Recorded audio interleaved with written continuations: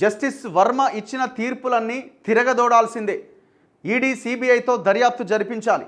Allahabad high court bar association తీర్మానం. మామూలుగా లేరు వాళ్ళు అక్కడ.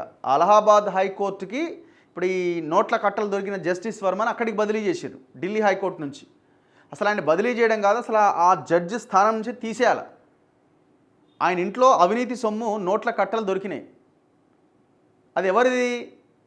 న్యాయం ఒకవైపు ఉంటే అన్యాయం వైపుగా ఆయన తీర్పు ఇచ్చిండు. ఆ తీర్పు ఇచ్చిన కారణంగా ఆయనకు వచ్చిన లంచం డబ్బులు ఆ ఇంట్లో దొరికినాయి, తగలబడ్డాయి. మరి ఇప్పుడు ఆ అన్యాయానికి గురైన న్యాయం కోసం కోర్టుకు వచ్చిన వాళ్ళని ఆయన మోసం చేసినట్టే కదా. అందుకే అంటున్నారు ఏంటంటే అలహాబాద్ బార్ అసోసియేషన్ ఏం తీర్మానం చేసింది, అసలు ఆ జస్టిస్ వర్మ ఇచ్చిన తీర్పులేవి, ఎంత పెద్ద పెద్ద తీర్పుల్లో ఆయన తీర్పులు ఇచ్చాడు, ఆ తీర్పులన్నీ తిరగదోడాలి అని అడుగుతున్నారు వాళ్ళు. ఆయన్ను ఇంకా న్యాయమూర్తిగా కొనసాగిస్తే ప్రజాస్వామ్యానికే ప్రమాదం అంటూ ఆందోళన.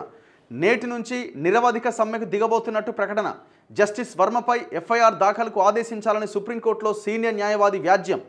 జస్టిస్ యశ్వంత్ వర్మను అలహాబాద్ హైకోర్టుకు బదిలీ చేయాలని కేంద్రానికి కొలిజియం సిఫార్సు. ఆయనకు కేటాయించిన న్యాయపరమైన విధుల్ని ఉపసంహరిస్తూ ఢిల్లీ హైకోర్టు ఉత్తర్వులు. ఇప్పుడు ఆయన ట్రాన్స్ఫర్ చేస్తే అలహాబాద్ హైకోర్టుకి వెళ్తే ఆయన ఒక బెంచ్ మీద మళ్ళీ జడ్జిగా కూర్చోవాల్సిందే కదా. కూర్చున్నప్పుడు ఆయన దగ్గరికి వచ్చే ఆయన ఇచ్చే తీర్పుల విషయంలో, మళ్ళీ ఆయన భవిష్యత్తులో ఇచ్చే తీర్పుల విషయంలో ప్రజలకు ఏమైనా నమ్మకం ఉంటుందా? ఒక అవినీతిపరుడు జడ్జిగా ఉన్నాడని ప్రజలు భావించరా? మరి చేసిన దీని మీద ఎంక్వైరీ చేసి ఆయన మీద యాక్షన్ తీసుకోవాలి కదా.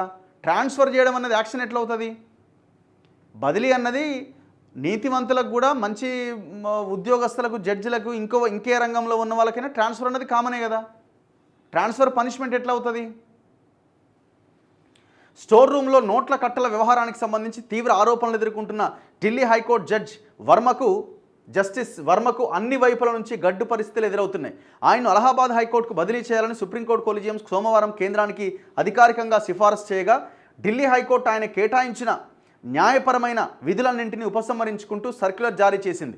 మరోవైపు జస్టిస్ వర్మ ఇప్పటిదాకా ఇచ్చిన తీర్పులన్నింటినీ తిరగదోడాల్సిందే అని, ఆయన పైన అభిశంసనకు ప్రభుత్వానికి ఆదేశించాలని సిజేఐను కోరుతూ అలహాబాద్ హైకోర్టు బార్ అసోసియేషన్ సోమవారం ఒక తీర్మానం చేసింది.